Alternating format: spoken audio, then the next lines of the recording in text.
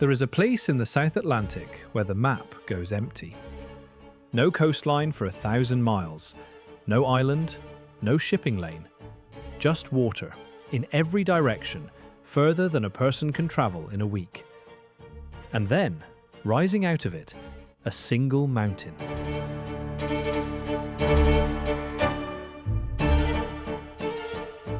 It stands alone, a cone of black rock and green slope, capped in cloud, ringed by cliffs that fall straight into the sea.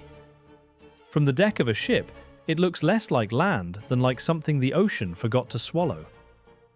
This is Tristan da Cunha, and it is the most remote inhabited island on Earth. Not the most remote island, the most remote island where people live. The nearest other place with human beings on it is more than 1,500 miles away. The nearest continent is further still. To reach it, you cross nearly 2,000 miles of open water from Cape Town, and the crossing takes the better part of a week. There is no airport, no landing strip, no harbour that a real ship can enter.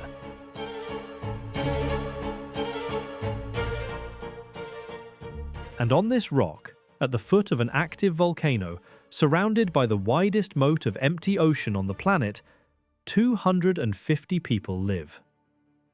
When most of us picture a place this far from everything, we picture exile, a prison, a rock where someone was left, or lost, or forgotten. That instinct is not entirely wrong. Ships were wrecked here, men vanished here. The land itself once tried to throw everyone off. But it is not the whole story. Because the people on Tristan da Cunha are not stranded. They are not lost. They are not the descendants of prisoners. They chose this. They still choose it. And once, just once, the entire population was given the chance to leave forever. To trade this rock for the modern world. Every one of them. Together. They saw what was on the other side, and they came back. So the question is not really how anyone survives out here. People survive stranger places. The question is, why? Why does anyone live on the loneliest inhabited rock on the planet? And why, when the door was finally open, did they walk back through it toward the volcano? The answer is not in the people, not first. The answer is in the land. Because on Tristan da Cunha, the land decided everything. Where a person could stand, what they could eat, who could come, who had to go. It set the terms before the first human ever arrived. And everyone who has ever lived here has lived by them. To understand the people, you have to start with the rock. So before we go ashore, look at what shares this coast with them. Down on the black boulders, where the waves come in hard and grey, there is a bird that has made its home in the worst place a bird could choose. A northern rockhopper penguin. The islanders call them pinamins. It is small, smaller than you would expect, with a spray of yellow feathers above each eye like something startled into permanence. And it lives on the vertical edge of the island, where the surf slams the rock and the spray never stops. Most penguins waddle onto flat ice or sloping beach. There is no flat beach here. So the rockhopper does what its name says. It jumps, 2 feet at a time, up wet black stone, against the pull of the water, hour after hour, to reach the colony above the waterline. It did not choose the easy shore, because there is no easy shore. The same coast that gives the people no harbour gives the penguin no beach. And so the bird learned to climb the cliff, exactly as the people learned to live on the one ledge the cliff allowed. The land set the terms. Everything here, feathered or human, lives by them. Let's go and see the ledge. From the sea, almost the entire island is a wall. 40 kilometers of coastline, and most of it is cliff. Sheer, dark, rising 600 meters straight out of the surf. There is nowhere to land a boat along it, nowhere to build, nowhere even to stand for long. The island is a volcano, and a volcano is a cone, and a cone meets the sea in a circle of steep edges. That is its shape. That is its whole shape. But on the northwest side, something different happens. At the base of the cliffs, a narrow shelf of flat land runs along the water. A strip, a bench of old lava and grass, a couple of kilometers long, a few 100 meters wide, sitting between the mountain behind it and the ocean in front of it. That shelf is the reason anyone lives here at all. It is the only substantial piece of level ground on the entire island. On a volcano that is nothing but slope and cliff, this one flat bench is the exception, and every human being on Tristan da Cunha is folded onto it. The settlement has a name that sounds like a joke told very far from home. Edinburgh of the Seven Seas. It was named for a prince who visited once in the 1860s and never came back. The islanders shortened it long ago. To them, it is simply the settlement, the village, home. It is the only town. There are no others. There is no second village on the far side of the island, no scattered farms in the hills, no lonely house on a distant cape. There is one settlement on one shelf, and outside it, there is only mountain and sea. A little over 250 people. A cluster of low houses with roofs painted against the wind. A church. A hall. A school. A hospital the size of a large house. A single shop. A pub that opens on certain evenings. And around it, walling it in on every side, the geography that put it there and keeps it there. Look at what surrounds this one flat bench of grass. Behind it, the volcano climbs steeply into cloud. Above a certain height, the slope becomes a plateau, and above that, bare rock and the summit. You cannot farm the mountain. You cannot easily live on it. The wind up there is constant, and the ground is broken. In front of the village, the ocean. Not a friendly ocean. A cold, deep, storm-prone stretch of the South Atlantic, where the swell can rise for days and the weather turns several times between morning and afternoon. And to either side, the flat shelf simply runs out, and the cliffs begin again.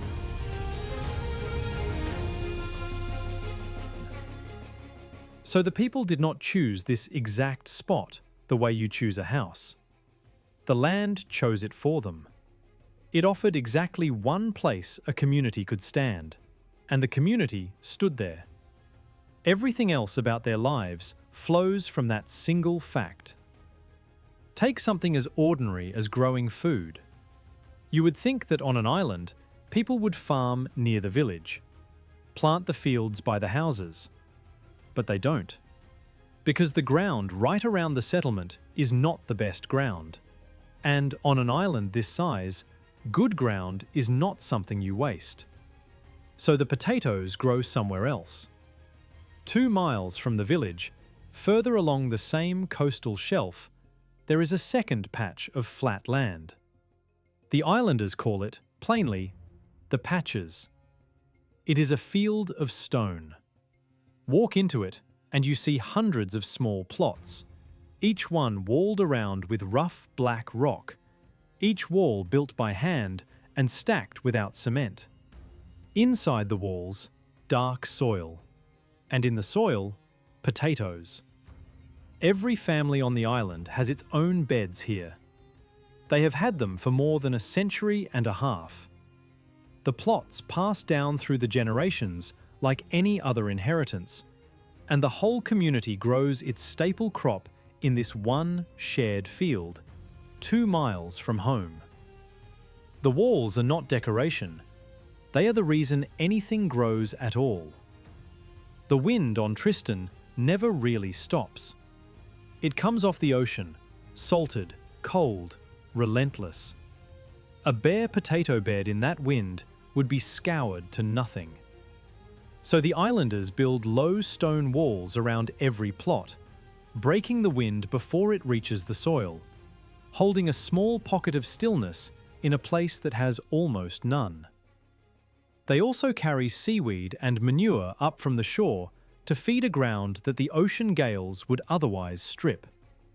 Potatoes came to matter here above every other crop because potatoes could take it. The wind, the salt, the thin, cool summers. Wheat could not. Orchards could not. The potato could. The land offered one crop that would survive. And so the island became, in its diet and its work and its calendar, a potato island. The weather that shapes those crops is its own kind of ruler. Tristan sits in a belt of the ocean where the wind almost never rests, and the climate is wet and mild and endlessly changeable. It can be sunlit and calm in the morning, driving rain by midday, grey and blowing by dusk.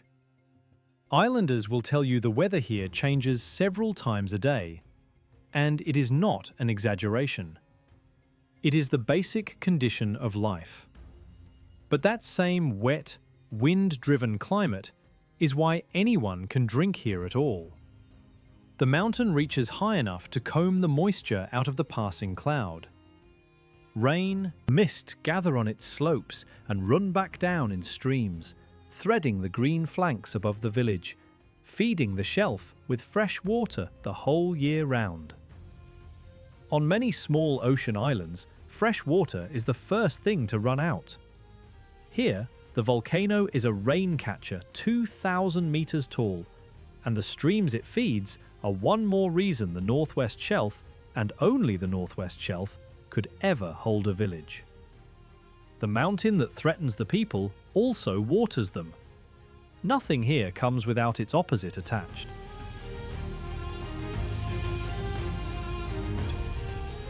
There is a rhythm to it that has not changed in living memory. Digging and planting in their season. Weekends spent out at the patches, in small huts beside the plots, away from the village. Whole families walking the same 2 miles their great-grandparents walked to tend the same walled beds. And here is a thing worth holding on to for later. Almost everyone doing that walk shares one of only 7 family names. 7 surnames, for the entire population.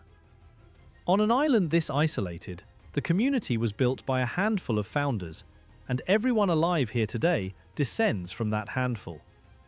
We will come back to how that happened, because it is one of the strangest chapters in the story of who lives here. For now, remember the number 7. But to understand why the shelf is the only place to live, why the mountain gives them nothing but a place to grow potatoes at its foot, you have to understand what the mountain actually is. Because it is not a backdrop. It is not scenery behind the village. It is the entire island. And it is not asleep. Tristan da Cunha is not an island with a volcano on it. Tristan da Cunha is a volcano. The whole thing. Everything the people stand on, farm on, and build on is the upper slope of a single mountain that rises from the floor of the ocean more than 3 kilometers down to a summit high in the cloud. That summit has a name, Queen Mary's Peak. It stands more than 2,000 meters above the sea, higher than many mainland mountains, rising from an island you could walk across the base of in an afternoon. At the top, in the crater, there is a lake. In winter, snow lies on the peak, white above a settlement where it never snows. Cloud catches on the summit and pours down the slopes, and the weather at sea level changes while you watch. The island was built the way all such islands are built, slowly and from below. Far beneath the ocean here, in the Earth's mantle, there is a hotspot, a plume of heat that has been feeding magma toward the surface for millions of years. The seafloor drifts slowly over it, and where the heat breaks through, volcanoes grow. Layer by layer, eruption by eruption, rock piled on rock, until one of them broke the surface of the sea and became land. The oldest rocks in this group are millions of years old, but the island people actually live on is young, It rose above the waves only a couple of 100,000 years ago. In the life of the planet, that is yesterday. And a volcano that young is a volcano that is not finished.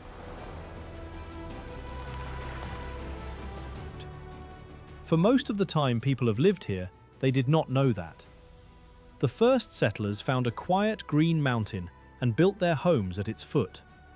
There was no memory of it erupting, no story passed down of fire. They assumed, reasonably, that the mountain was as still as it looked. They were wrong. But they would not learn how wrong for 150 years. Hold that thought too. Here is the contradiction the island never resolves and never can. The volcano is the reason there is any land here at all. Without it, this would be open ocean. No shelf, no soil, no home, nothing. The mountain made the ground the people stand on, and the same mountain, at any time it chooses, can take that ground back. The land is both the gift and the threat. There is no separating them. To live on Tristan is to live on the one thing that could destroy you, because it is also the only thing holding you above the sea. That plateau above the village, the broad shoulder of the mountain between the settlement and the peak, is a landscape almost no one lives on but the wildlife. And up there, on the neighbouring islands especially, is one of the strangest results of this isolation: a bird that gave up the sky. On Inaccessible Island, a short and difficult distance across the water, there lives a small brown bird called the Inaccessible Island rail. It is about the size of a newly hatched chick. It has wings, but the wings are tiny, soft, useless. It cannot fly. It is the smallest flightless bird alive anywhere on Earth. It did not lose the sky by accident. It lost it because it did not need it. Its ancestors flew here, long ago, across all that ocean, and found an island with no ground predators. Nothing to flee from on foot. Nothing to escape into the air from. Flight is expensive. It costs an enormous amount of energy to build and power wings. And on an island with nowhere to fly to and nothing to fly from, the birds that spent less on wings did better. Generation after generation, the wings shrank. The birds stayed, until they could not leave the ground at all. Think about what that means. The same isolation that shaped the people shaped the bird. Cut off far enough from the rest of the world for long enough, a thing stops needing the escape route. It settles. It commits to the ground beneath it. It becomes entirely a creature of this one place, unable to be anywhere else and no longer trying. The rail cannot leave. Over deep time, the island rewrote it into something that belongs here and only here. And Inaccessible Island earned its name. It is a ring of sheer cliffs standing out of the ocean, with almost nowhere to come ashore. For most of history, no one could land on it at all. Ships wrecked against it. Sailors drowned trying to reach it. Here is the contradiction again, in a different key. The thing that made the island a graveyard for ships is the thing that made it a sanctuary for life. Because nothing could get in. No rats at first, no cats, no people to speak of. The wildlife on Inaccessible was left almost perfectly alone. The cliffs that killed the sailors saved the birds. The rail survives there today for the same reason it lost its wings in the first place. This place is very, very hard to reach. That was always the whole point.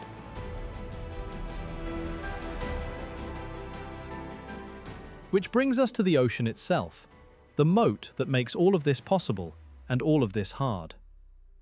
The distance is difficult to feel until you try to cross it. From Cape Town, the nearest port with real ships, it is nearly 2,000 miles. The crossing takes around 6 days at sea, sometimes 7, sometimes longer if the weather closes in. And the weather closes in often.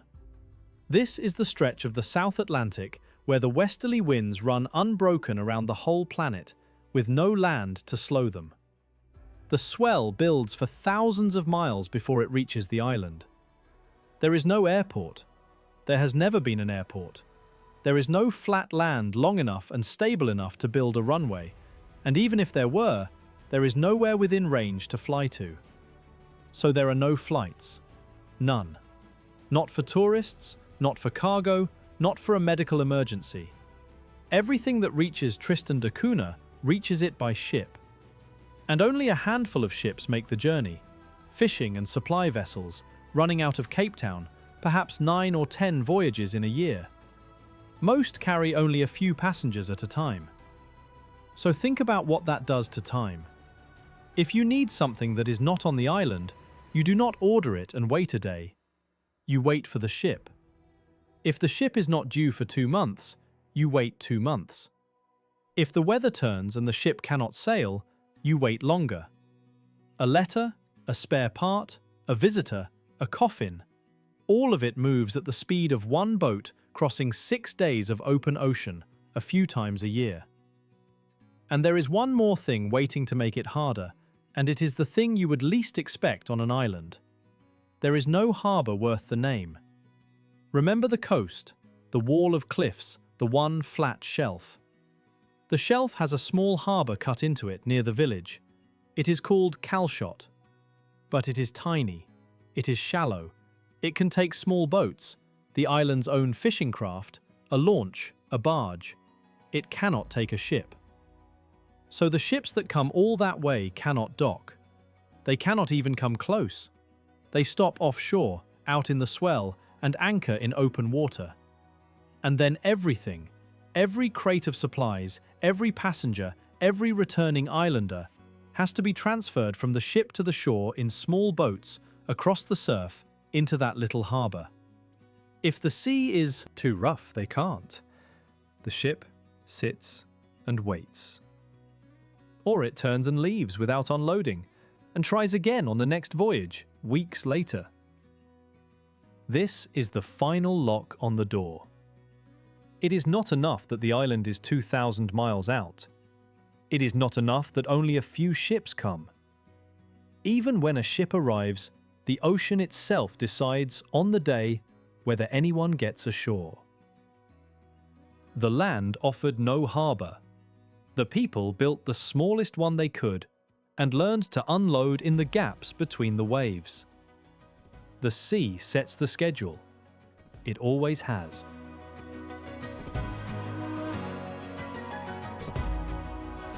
But the boats do not only carry supplies through that narrow harbour. On the days the sea allows, they go out for the one thing this ocean gives in abundance. The cold water around Tristan is some of the richest on the planet.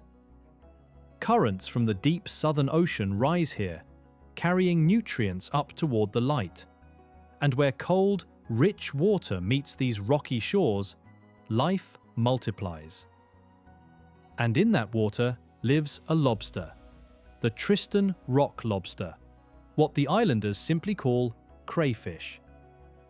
It grows slowly in the cold, in great numbers, on the underwater slopes of the island and the shallow banks around the outer rocks. For most of the island's history, the people lived almost without money. They bartered potatoes and fresh water to passing ships for what they could not make themselves. Then, in the middle of the 20th century, the lobster changed everything. A fishery was built around it. A factory rose by the shore to process the catch. And for the first time, Tristan had a cash economy, an export, a wage, a way to buy from the outside world instead of only trading with it. That lobster is now the engine of the whole island. The right to fish these waters is licensed, and the money it brings pays for much of what the community needs. But the geography still holds the reins. The lobster is worked only on certain days, when the sea is calm enough to launch, and on those fishing days, the little harbour belongs to the boats, and everything else waits. The ocean decides when the island earns. And the same rich water draws far more than lobster. Fur seals haul out on the black rocks. Elephant seals, vast and slow, rest on the shingle. Whales pass offshore, and dolphins run through the swell. The emptiness that isolates the island is not empty at all beneath the surface. It is one of the most crowded oceans on Earth, which is exactly why anything human could hold on here in the first place. The people did not come for the land. There is barely any. They came and stayed for the sea. Out over that same sea, riding the same endless wind, is the bird that mastered what defeats the ships. The Atlantic yellow-nosed albatross. It nests on these islands, on the high slopes, in the tussock grass. And it lives, most of its life, on the wing, out over the very water that isolates the people below. The albatross does not fight the wind, it uses it. Its wings are long and narrow, built to lock outstretched and ride the air with almost no effort, sweeping across the swell for hours, for days, covering distances the human mind struggles with. The same westerly gales that trap the island, that keep the ships away and pile the sea into walls, are the exact thing the albatross was shaped to exploit. It goes where it likes. The wind carries it. There is something almost unfair about it, seen from the village. The people are held in place by the wind and the water. The bird is set free by them. Same island, same wind, opposite lives. But the albatross does one thing the people would recognize. However far it flies, thousands of miles, out beyond the horizon, gone for weeks, it comes back. To this rock, to these slopes, to the exact place it was born, to breed. Out of all the empty ocean, it returns to the one island. We will find that instinct again before the end.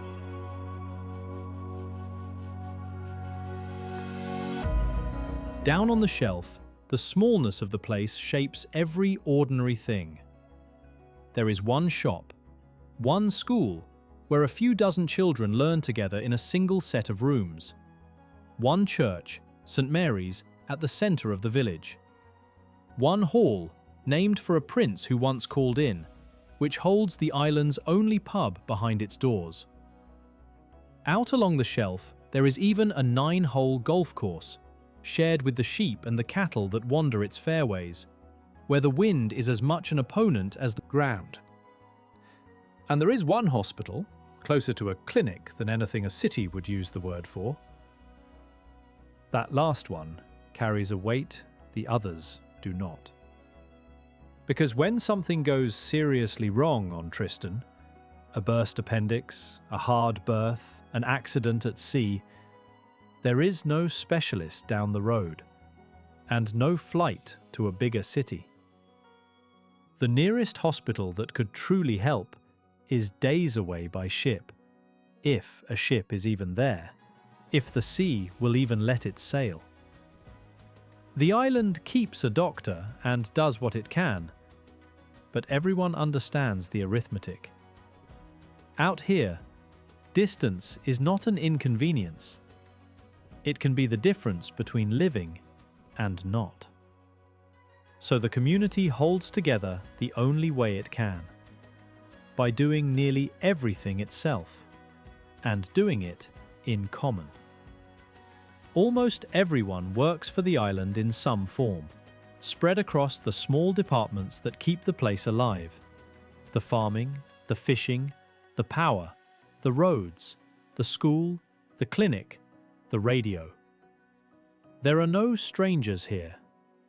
And the decisions a city would leave to distant officials are made on the island itself, by an elected council of the very people the decisions fall on.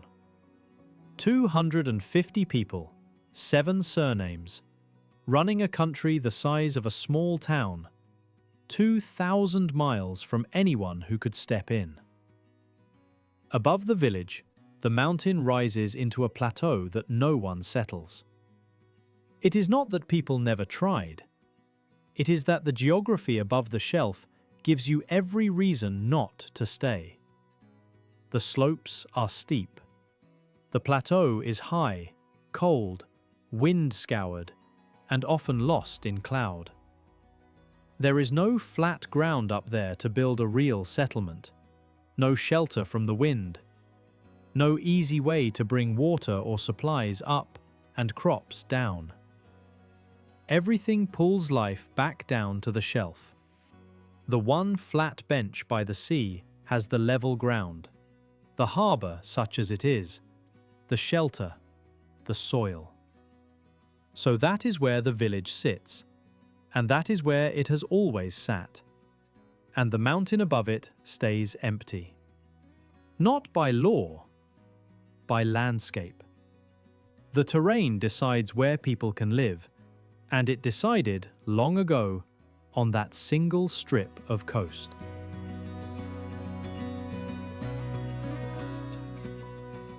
Now, those 7 surnames.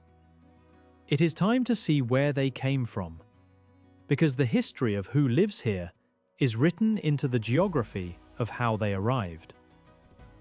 The island was known for centuries before anyone lived on it. A Portuguese admiral sighted it in the early 1500s and gave it his own name, Tristan da Cunha, from the deck of a passing ship in seas too rough to land. For 300 years after that, it stayed exactly what it looked like from the water. A hazard, a landmark, a rock that ships noted and avoided. The first person to try to make it a home was an American. In 1810, a man named Jonathan Lambert from Salem, Massachusetts, lands on Tristan da Cunha with a few companions. He declares the islands his own. He renames them the Islands of Refreshment, and he means to sell fresh food and water to passing ships. Within 2 years, he is dead, drowned most likely in the water that surrounds his kingdom. His refreshment islands vanish with him. The real settlement began not from ambition, but from empire and from fear. When Napoleon was exiled to the island of St. Helena, far to the north, Britain grew nervous about the empty rocks nearby, any of them a possible base for a rescue. So, in 1816, a small British garrison was placed on Tristan da Cunha. It was a strategic decision about a distant prisoner. It had nothing to do with the island itself. The garrison did not stay long, but when it withdrew, one man asked to remain. His name was William Glass, a Scottish corporal from the border town of Kelso. He stayed on the island with his wife and children, and a couple of others stayed with him, and together they became the seed of everything that followed. And Glass did something that shaped the community for the next 200 years. He drew up an agreement among the settlers. No one would be in charge of anyone else. The land, the stock, the work, the profits, all of it would be shared in equal parts among the households. A community of equals on a rock in the middle of the ocean with no master. That founding idea never really left. To this day, the land on Tristan is held in common. You cannot buy it. An outsider cannot arrive and purchase a piece of the island, because there is no piece to purchase. The land belongs to the community and it is worked in common, exactly as Glass laid down. But a settlement of a few families needs more people, or it dies. And here the geography did something strange. It could not make people come. So the people came the way everything comes to Tristan, carried by the sea, and often by disaster.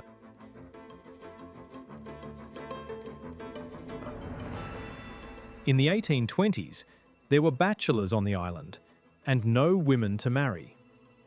So a request went out with a passing ship, and in time, women came from St. Helena to become wives on Tristan, carried across more than 1,000 miles of ocean to a rock they had never seen, to join a community they had never met.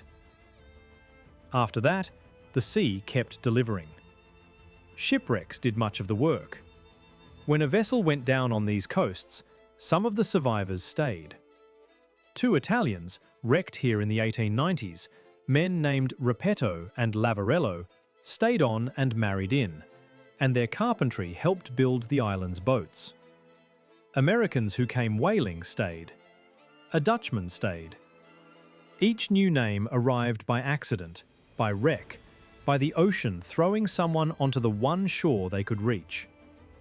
And that is where the 7 surnames come from. A Scottish founder, women from St. Helena and the Cape, Italian castaways, a handful of others the sea left behind. 7 family names gathered over a century from the wreckage of voyages that were going somewhere else. The community those names built was never large, and more than once it nearly unraveled. The land could feed only so many. When the population grew, or the crops failed, or a hard year came, people left, carried off on the same passing ships that had brought others in. In the 1850s, within the space of 2 years, a large share of the islanders gave up and sailed away, some to America, some to the Cape of Good Hope, until the little settlement was reduced to a scatter of families clinging on. It happened again and again across the island's history. A disaster, a departure, a shrinking, and then, slowly, a recovery, as children were born and castaways stayed, and the community pulled itself back from the edge. In 2 centuries of settlement, the population of Tristan has never once passed 300. The land simply does not allow it. There is 1 shelf, 1 field of potatoes, 1 harvest of lobster, 1 harbour. The island holds the number of people it can hold, and no more, and the terrain has enforced that limit more strictly than any law ever could. So the 250 who live there now are not a population that grew. They are a population that survived. The remainder of every hard year the island ever had. The descendants of the ones who chose, each time, to stay.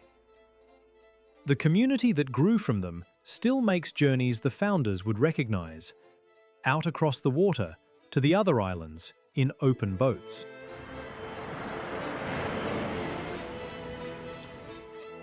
Those boats were an answer to the same problem as everything else here. A coast with no harbour and a sea that will not sit still. So the islanders built a boat suited to exactly that. A long, light, open craft, its frame traditionally covered in canvas rather than heavy planking, so that a crew of men could carry it down to the water, launch it straight off the shore into the surf, and haul it back up out of the waves when they returned. It could be rowed, it could be sailed, it could cross to the outer islands, and it could pull alongside a ship anchored out in the swell. It was, in every line, a boat shaped by the shore it had to work from. A place with a proper harbour would never have built it. Tristan had no harbour, so it built a boat that needed none, and in doing so, turned the island's greatest weakness, its impossible coast, into something its people could actually cross. Even the way they moved across the water was inherited from a shipwreck, learned in part from the castaway carpenters the sea had left behind. To the south lies Nightingale Island. It is small, and no one lives there. But for generations, the men of Tristan have sailed to it in longboats, on seasonal trips, to gather the eggs of seabirds and to hunt among the colonies that cover its slopes. Millions of birds nest on these outer islands. The trips are old and dangerous, and tied to the calendar of the sea and the birds, and they are part of what it has always meant to live here. To take what the surrounding rocks and waters offer in their season, at some risk, the way the founders did. It is worth saying plainly, this life has always cost something. The sea that feeds the island also takes from it, and once it took almost everything. In the 1880s, a ship passed close to Tristan. This was the island's lifeline, a chance to trade, to send word, to get supplies. So the men launched a boat and rowed out to reach her. 15 of them, nearly every able-bodied man on the island. They never came back. The boat was lost at sea. Whatever happened out there, the swell, the wind, the distance to the ship, it took all 15. In a single afternoon, a community of barely 100 people lost almost all of its grown men.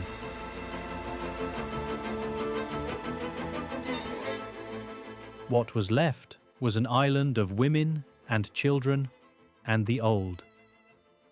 For years the women ran Tristan, the farming, the stock, the boats, the survival of the place, because the sea had taken the men who used to. The island did not end, but it did not recover quickly, and it never forgot. There is no lesson to draw from it that makes it lighter. 15 men rowed out toward the only ship they had seen in months, because that is what the geography demanded of them.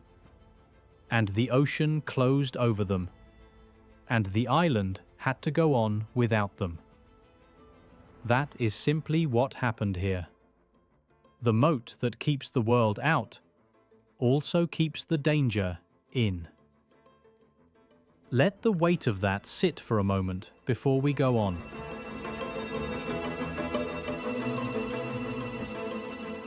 There is one more island in the group, further out than all the rest. Gough Island lies well to the south, remote even by the standards of a place defined by remoteness. No community lives there. It holds only a small weather station, staffed by a rotating handful of people who come for a season and leave. It is the far outpost of the far outpost, a lonely instrument reading the weather at the bottom of the Atlantic. We tend to tell the story of a place like this as a story of hardship, as if the whole point were how much these people suffer to stay. That is the outsider's frame, and it is worth setting down. The islanders do not experience their home as an endurance test. They experience it as home. Gough, to them, is not the edge of nowhere. It is one more familiar rock in a world made entirely of familiar rocks. The loneliness is ours looking in. It is not necessarily theirs looking out. But the isolation that protected the wildlife has a crack in it, and the crack is us. For millions of years, these islands had no land mammals at all. No rats, no mice, no cats. That absence is the whole reason birds could nest on open ground and give up the power of flight. There was nothing on the ground to hunt them. And then the ships came. And on the ships, without anyone meaning it, came rodents. On some of the islands, mice and rats found a world of birds that had never learned to fear anything on foot. Eggs undefended, chicks helpless. The results have been severe. Colonies eaten down, and at least one bird, a small, flightless moorhen, found nowhere else on Earth, preyed upon and hunted until it was gone from the main island entirely. The very thing that made the wildlife possible its total isolation, is also what left it defenseless the moment that isolation was breached. The islanders know it, and they guard against it fiercely.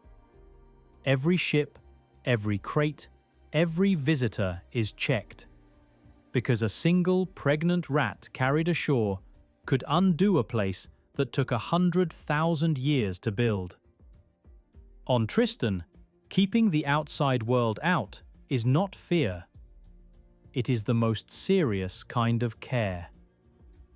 And down in the tussock grass of these islands, below the notice of almost everyone, is the smallest expression of the island's oldest rule. The insects here did the same thing the rail did. Many of the small creatures that live in this grass, on a wind-scoured rock in the middle of the ocean, lost the ability to fly. On the mainland, an insect with wings can escape, disperse, travel. Here, wings are a hazard. Open them in this wind, and you are blown off the island, out over open water, to die at sea. So the ones that stayed low, that crept and crawled and kept their wings folded or lost them entirely, were the ones that survived. The wind grounded them, exactly as it grounds the ships and grounds the rail.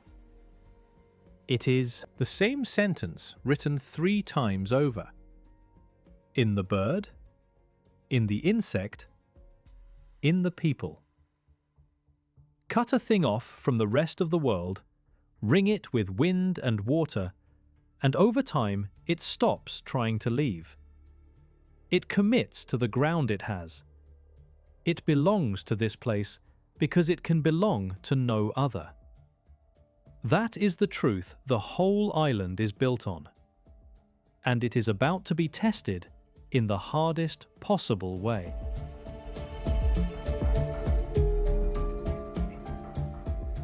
For 150 years, the mountain had been quiet.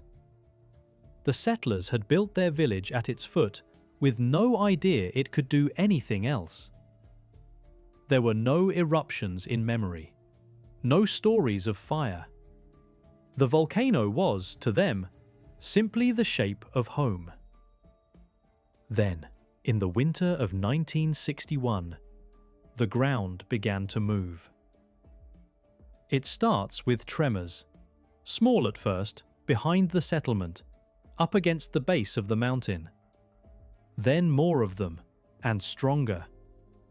Rockfalls come down the slopes. Landslides break loose behind the village. The islanders, who have no experience of this, do not know what it means. Some think it is the heavy rain loosening the hillside. It is not the rain. It is the mountain waking up.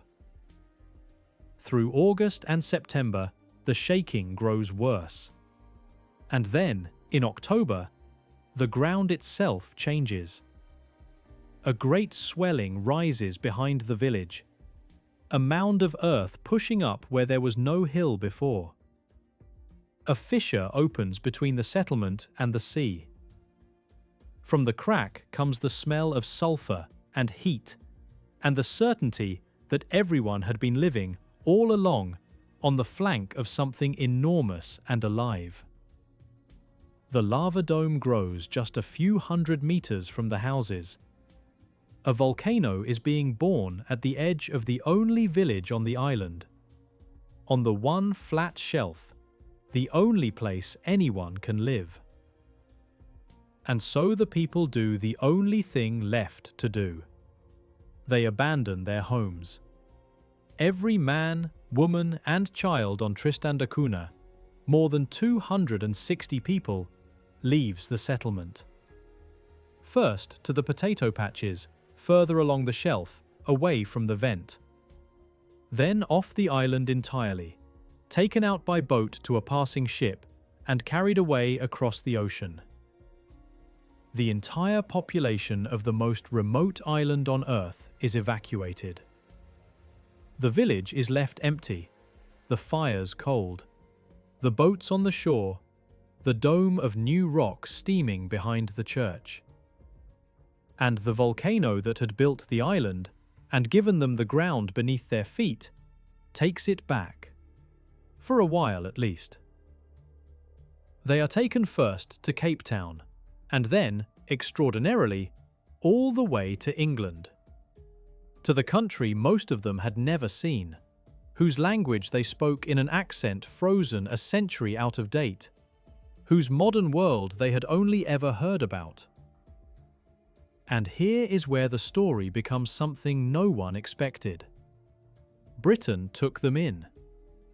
They were settled near the south coast, in a former Air Force camp, and for the first time in their lives, they were surrounded by the 20th century. Electricity that never failed. Shops full of goods that did not have to wait for a ship. Cinemas, cars, television, money and things to spend it on. Medicine down the road instead of 6 days across the ocean. The whole roaring, crowded, comfortable modern world laid open in front of a community that had lived, until that year, almost entirely outside it. They stayed for 2 years, long enough to know it, long enough for the young ones to work modern jobs, to earn wages, to see exactly what the outside world had to offer a person willing to stay in it. This is the moment the whole story has been building toward. Because this is the choice the island never gets to offer. Every person on Tristan da Cunha was standing in the modern world, free to remain in it, with the volcano still steaming on a rock 2,000 miles away. What could that rock possibly have that England did not? In time, word came back that the eruption had ended. The lava had stopped. The island was still there, battered, changed, the new cone of rock cooling by the shore, but standing. It was possible to go home. And so they were asked, formally. Did they want to return to Tristan da Cunha? To the isolation, the wind, the single shelf, the 6-day crossing, the harbour that isn't one, the volcano that had just proven it could erupt without warning? Or did they want to stay, in comfort, in the modern world, forever? The overwhelming majority chose the rock. They went back. Across the ocean again, 6 days by ship, to the empty village and the cold hearths and the mountain that had tried to bury them. They repaired the houses, they dug out the patches, they put the boats back in the water, and they resumed the life they had chosen. The same walled potato beds, the same longboats, the same 7 names, on the one flat shelf at the foot of the most remote, active volcano in the world. Given the whole modern world, they chose the volcano, and that choice is the answer to the question we started with. Because they were never stranded. That was our word for it, looking in from far away. They were never prisoners of the geography. They were shaped by it. The way the rail was shaped, the way the insect was shaped, the way the albatross returns. Until the land was not a place they were stuck in, but the only place that was theirs. The modern world could offer them everything except the thing they already had. It could not offer them the shelf where their families had grown potatoes for 150 years. It could not offer them the 7 names woven into a single community. It could not offer them a home that was theirs completely, held in common, worked in common, belonging to no one and everyone. It could offer comfort. It could not offer belonging. The land had set every term of their lives, where they could stand, what they could grow, who could come, how often the world could reach them. It gave them one narrow bench of ground and walled it with wind and water and fire. And in return, over 2 centuries, it gave them the one thing that mattered more than comfort. It made this rock, and no other place on Earth, the only ground they could ever fully belong to. So when the door finally opened, when the whole world was offered in exchange, they closed it and sailed back toward the smoke.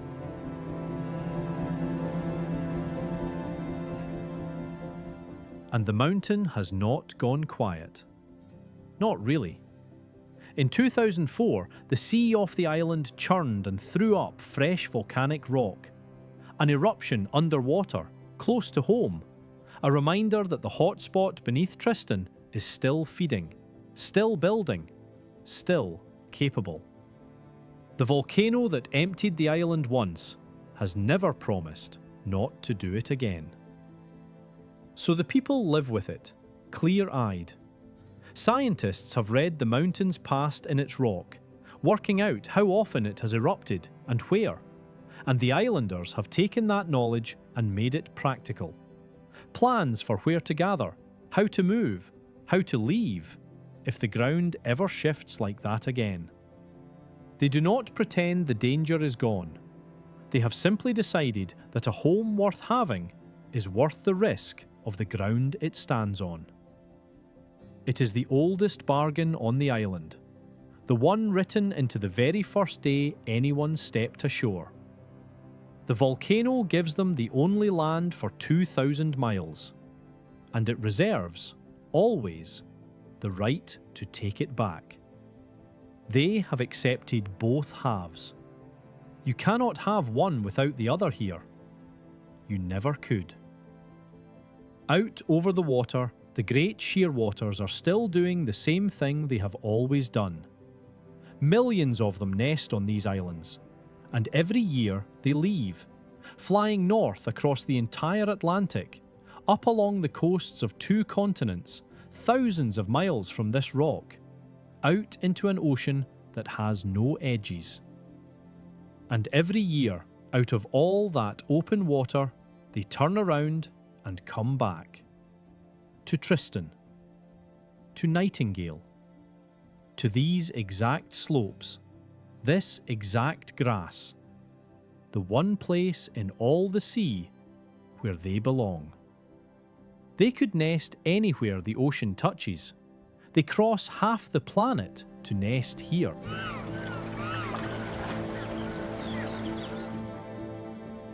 No one made them choose it. Nothing holds them to it but the pull of the place itself. The people are no different. The volcano proved it could take the island back, and the people came home anyway, because the far side of the ocean had everything except the ground that was theirs. 250 of them are out there right now, on a shelf of black rock at the foot of a mountain, beyond the reach of any plane, 6 days from the nearest port, in the middle of the widest empty water on Earth. Not stranded, not lost, not forgotten. Home, in the one place the land would let them be, and the only place they ever wanted to be at all. If you found your way out here to the loneliest inhabited rock on the planet, consider staying a little longer with us. Subscribe to CAP and follow along at Handle to CAP as we keep going to the places the map almost forgets. Thanks for making the journey. Until the next one.